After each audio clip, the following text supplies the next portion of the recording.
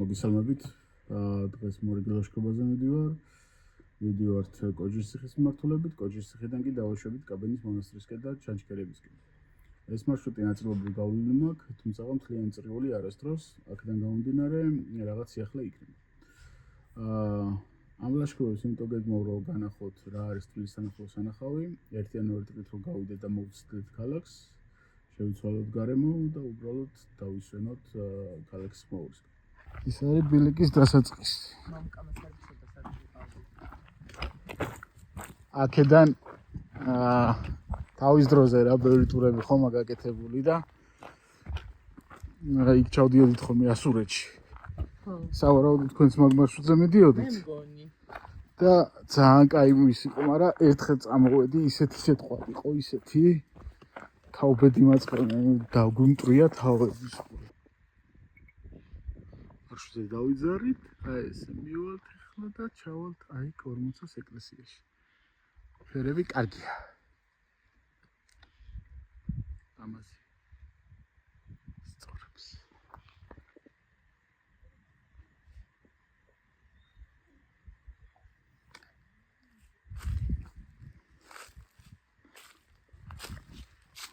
ორმოცას ეკლესიაში ჩამოვედით და ეხლა გავწევთ გზას კაბენის მონასტრისკენ. საათნახევარია, ნახოთ რამდენი დაგჭირდება. აქამდე ჩამოსასვლელად დაგჭირდა 40 წუთი. ნუ და რა მოუხვიეთ იქ. მოდი აქედან მოკლეზე ავჭერთ გზაზეო და გამოვედით ესეთ ადგილას. საინტერესო ადგილია რა, მე ამ მქონდა ნანახი. იდეაში არ აგვევია გზა ვიცით სადაც მიდივარ, მაგრამ საინტერესო მონაკვეთი აღმოჩნდა ესეც. კარგია რომ ესეთ ადგილებში ტურები არ დავყავს ხოლმე და მარტო დავდივარ. ბევრად მეტ ადგილს ვნახულობ. ტურებში უფრო დაძაბული ვარ ხოლმე და გერმანელივით მივყვები ბილიკებს. აქ თავისუფლებას ვაძლევო გადაუხვი. შეო, ეს არის ცენტრალური ბილიკი. ბილიკი რა გზა არის. გონი სამანქანო, ეს გზა ნამდვილად მიგვიყვანს მონასტრამდე. და ჩავალთ კაბენის მონასტერზე და მე ვნახოთ ჩანჩქერებს. ჩანჩქერების დიდი მოლოდინი არ გვაქვს, იმიტომ რომ შემოდგომა და ისედაც არ მოდის ხოლმე ეგ ჩანჩქერები რაღაც ძალიან ბევრი, მაგრამ მაინც ადგილებს ვნახოთ. საინტერესო მარშრუტიც არის. და წავალთ ახლა დაგვრჩა სადღაც 2 კილომეტრი. ბევრი ვიარეთ თუ ცოტა, მოვადექით აქ კაბენის მონასტერს. ძალიან ლამაზია, მე ძალიან მიყვარს ესეთი ძველი მონასტრები. ძალიან საინტერესო სანახავია. სამწუხაროა რომ აშკარად არ უვლია.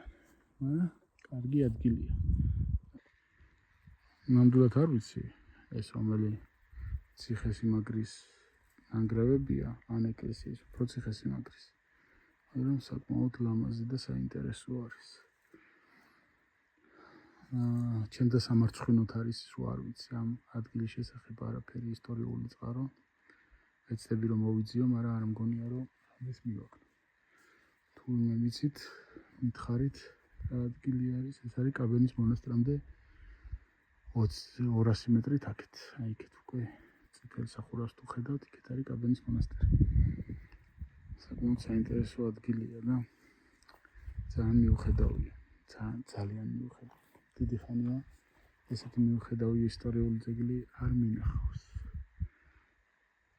აშკარად რომ ისტორიული ძეგლია, ახლა ეს სხვანაირად არ იქნება. ესაც კაბენის მონასტერთან მოვედით. ძალიან საინტერესო მონასტერი ჩანს. ძველი, რაც თავარია. ამ მარშრუტზე მოკლედ სიძველეებს ვეძებთ. როგორც ძველი ხალხი. როგორც ძველი ხალხი სიძველეებს ვეძებთ. სამწუხაროდ 40-ას მონასტერში სიძველეები აღარ დამხვდა, იმიტომ რომ რემონტს ატარებენ და tradisi არის. მაგრამ ეს ძალიან ძველი ჩანს. საკმაოდ საინტერესო. კარგია. კონები არ არის. ძალიან საინტერესო მონასტერი არის. კარგი წინაპრები გყავდა.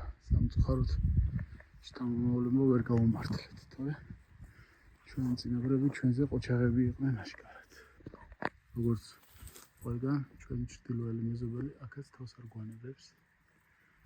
დაწერია რაღაცები. აი ქართველებიც არ აკლებენ ხოლმე. ამ ეკლესიაზე უბრალოდ ქართული წარწერები არ არის, რუსულია. ეგ ძველი ფენა აშკარად ეს ახალი გაკეთებულია, აი ეტყობა კიდევაც. მაგრამ კარგია რომ გაკეთებულია და წყალი აღარ ჩამოდის და არ დაინგრევა. ეგ მხოლოდ სასიხარულო ამბავია. საკმაოდ ძველი მონასტერი ჩანს. ამწუხაროდ აქამდე ამ მმართველობაზე არასდროს არ ყოფილა. ძალიან ამაზე ადგილი არის. კარგია რომ უვლიან და სუფთად არის და არც დანგრევის საფრთხე აღარ ემუქრება. ისიც ასე ჩამოვედით მდინარესთან. ეხლა მივდივართ რომ პირველი ჩანჩქერი ვნახოთ. ეგრეთ წოდებული ზედა ჩანჩქერი.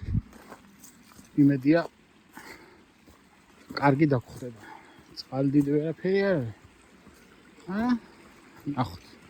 ჩანჩქერი იმედია კარგი იქნება. ეს დიდი ლამაზი. ხილად გადავიდეთ. ეგ არის. ადგილები ისეთია. აქეთ ჭაობი რაღაცა ამაზონის ჯუნგლებს გავს. მეც როგორც ყველა იუთუბერი მეც შევერია ამაზონს. ქართულს. ისე ეგუდა თქვა ეხლა. ეს ჩვენი იუთუბერები დააწუნენ და ამაზონის ჯუნგლები რომ მოიარეს. ჩავიდნენ ფოთში. ნახონ კოლხეთის დაბლობი. ნაკლები ამაზონი კი არა გვაქვს საქართველოში. მართლა ამაზეა. მართალია აბორიგენები არ არიან და ანაკონდებს ვერ დაიჭერენ, ლამაზ ადგილებს ნახავენ. ასე რომ ყველას მოგიწოდებთ რომ ჩახვიდეთ ფოთში. ნახოთ კოლხეთის დაცული ტერიტორია. ძალიან ლამაზია. ესაც ჩვენი ნიშნული ყვითელი ფერის წინა ვიდეოში თქვი. ყვითელი ფერი ნიშნავს რომ მარტივ ბილიკზე მოდივართ. თქვენ ცოტა დაგვრჩა, იმიტომ რომ 300 მეტრი ქონდა დარჩენილი ბოლო ნიშნულიდან და კაი ხანია მოდივართ. ისე რომ სადღაც უნდა იყოს ჩანჩქერი. ჩანჩქერსაც განახეთ. ჩანჩქერთანაც მოვედით. რაღაცა სასწაული არ არის, მაგრამ კარგი ჩანჩქერი. არაფერი დაეწუნება. აქამდე ჩამოვედით, ესე იგი რამდენი გავიარეთ? 8 კილომეტრი გავიარეთ, სულ დაგვრჩიდა 2 საათი და 40 წუთი. ეხლა რაღაცა დამიწყოთ, რა ნელა დადიხარ და რაღაცა ბევრი რამე ვნახეთ. აქ ცოტა ცუდი ჩასასვლელია. რო გეგონა რომ ის მარტო შენიშნებული საბანაკეზე და უშოთ იმდენი ხალხი ეგეცდება. ჩანჩქერთან შოკი მაგ. სადაც არ უნდა მივიდე საქართველოში, ყველგან რუსი ხდება. აი ყველგან.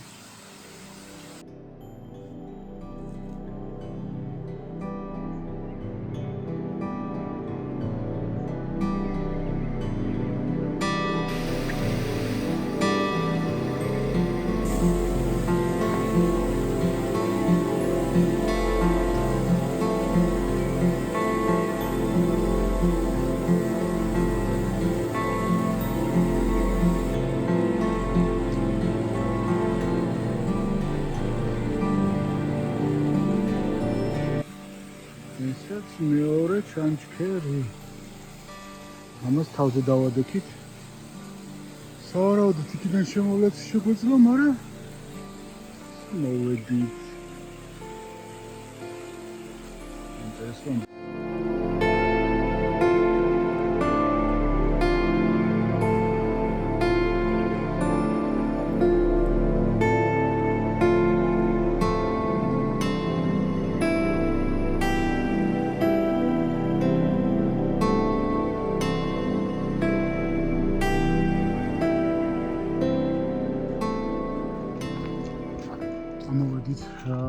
კაბენის მონასტრიდან უკვე კოჯრის ციხის გზაზე ვარ და მოკლედ ერთი მარტივი რჩევა. ეს ტრიულის გაკეთებას არავის არ გიჩვენთ. იქიდან სულ აღმართ. ამ ჯობია ჩახვიდეთ ასურეთში. უფრო ბევრად კომფორტული იქნება თითქმის აღმართები არ მოგდეთ. აქედან 1-2 კილომეტრი აღმართზე მოვდივართ ახლა და ეხლა დავამთავრე.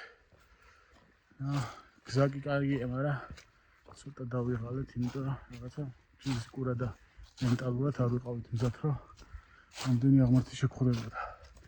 მაგრამ მივდივართ, გავლილი გვაქვს 12 კილომეტრი 4 საათში და რავი, კარგი ბილიკი არის, უბრალოდ ყველას გიჩვენთ რომ იაროთ, იმიტომ რომ ერთადერთი ქართველები ვართ ახლა ამ ბილიკზე.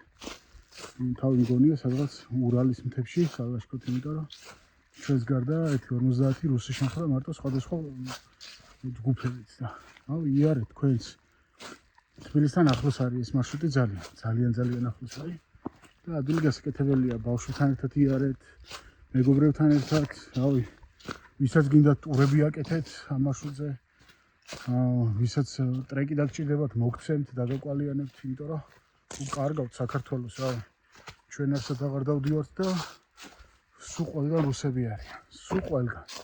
ყველა ჩანჩქერზე, სადაც კი მივედით, ყველა ეკლესიას და ფაქტიურად სულ რუსები დაგვხვდა, ვერაფერი ვერ გადავიღე. საერთოდ ვერაფერი, იმიტომ რომ სულ ხალხი თავს გრძნობდი უმცირესობაში, ჩემივე ქვეყანაში. არ არის კარგი ამბავი.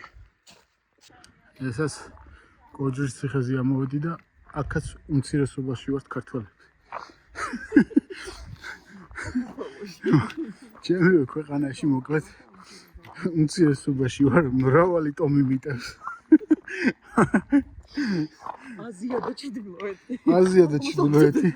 მოკლედ ისევ გვიტევს. ამოვედი კოჯრის ციხეზე და ამდენი მნახველი, რა ვიცი ძმა. ომიანობა რო იყო, მაშინ არ ეკნებოდა ციხეს. ტერი არ გვესეოდა, ამდენი აწეხლა არის. კუთხე ვიპოვე რაღაცა და ვამაგრებ ამ კუთხეს და არ დავტოვოთ. ვინმე ამოდით ბიჭო. ქართველები არა ხარ.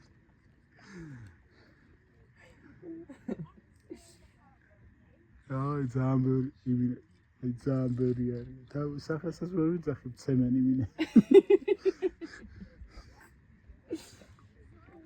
სამაგიეროთ ჩვენ იმათ თუ დავთქვა, სასიკადულო თუ დავთქვა, რომ ინდუსებს ნაგავი ავაგრებინით.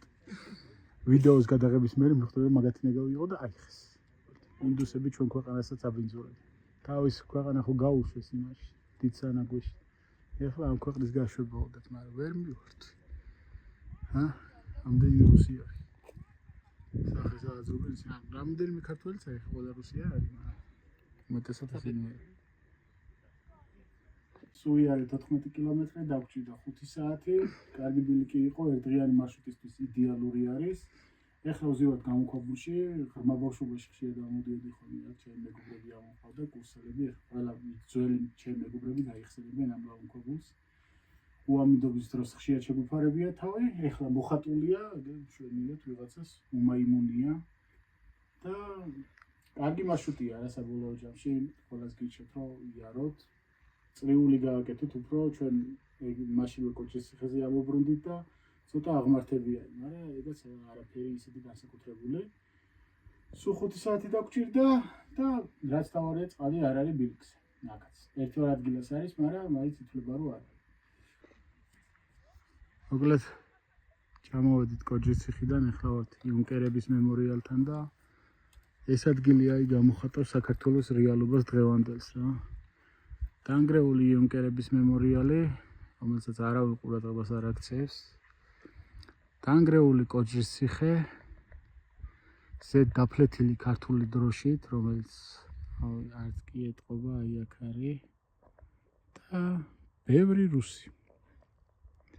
აი ეს არის ჩვენი რეალობა დღეს. სამწუხარო ამბავი ეს არის რა. აი ეს მიგდებული საქართველო, რომელსაც ეპატრონებიან ჩვენი ჩრდილოელი მეზობლები. სულ ოკუპაციას არ ჭირდება მუდმივად ტანკები. ესაც საკმარისია იქ. სიბინძურე, დახეული დროშა, ეს დროშა კიდე კარგად გამოიყურება იმ ზედა დროშასთან შედარებით, ის საერთოდ ნაფლეთებად არის ქცეული. ვიც გასაგებია რომ ქარი ხევს და არავინ ძალით არ აფუჭებს ამას, მაგრამ რავი, ვიღაცამ უნდა მოუაროს. იმიტომ ყავს ამ ქვეყანას ვიღაცები რომ მოუარონ ესეთ ადგილებს. აქაც სანამ ამ მოაჯირებს გააკეთებდნენ, აქ იდგა ხოლმე აფხაზეთში დაღუპული ბატალიონის მემორიალიც. და სამწუხაროდ ის მემორიალი აიღეს საერთოდ. სადაც აიღეს არ ვიცი. ვისაც უშლიდა, ეგაც ვერ გავიკი, მაგრამ ეგაც აღარ არის. და აი ესე დარჩა ეს მიგდებული, რავი. აქ ცხენი ყავდათ წეღან და ის ცხენის ფეკალიები დაგვიანებული, ჩამონგრეული ნახევრად მემორიალი და იქ კოჯის ციხე კი იცით ყველა მადღეშიც არის ფაქტიურად დაშლილია და აღარ არის ზედარაფერი. და უამრავი რუსი, აი უამრავი დღეს ალბათ 200-300 რუსი ადამიანი მაინც ვნახეთ აქ და დაახლოებით 10 ქართველი. სამწუხარო რეალობა ეს არის. ნახვამდის შევხვდებით შემდეგ ვიდეოში.